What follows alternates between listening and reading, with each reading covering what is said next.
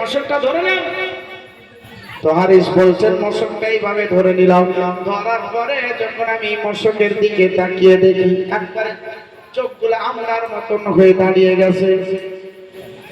আমরার মতন দাঁড়িয়ে যাওয়ার কারণটা কি? তোমরা পানি পান করেছো নাকি তোমরা মুখে লাগায়া শুনেই ছিল বলো? ওই মহিলারা বলতে আছে আমরা সবাই মিলে পেট ভরে পানি পান করেছি, আমরা পানি পান করেছি। এবার হারিস বলতে আছে তোমরা যখন পানি পান করলে আমার মশকের এক ফোঁটা পানি কমেনি। এক ফোঁটা। ইয়ে হচ্ছে নবীর বরকত।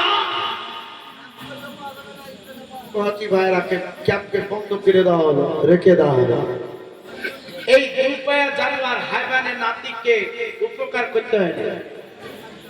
খবরদার আপনিও চেষ্টা করবেন উপকার না করা। কেমন উপকার না করা সেই উদাহরণের দিকে যদি থাকে, টাকা ধার দেওয়ার আগে খুব আপ্যায়ন হয়, টাকা দিয়ে দিলে আর খোঁজও মিলে না, ঠিক না?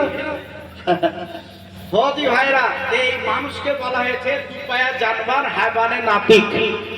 মানে আমরা কথা বলতে পারি, বুঝতে পারি, বুঝাইতে পারি, তার জন্য আমরা হায়ওয়ানের নাতিক।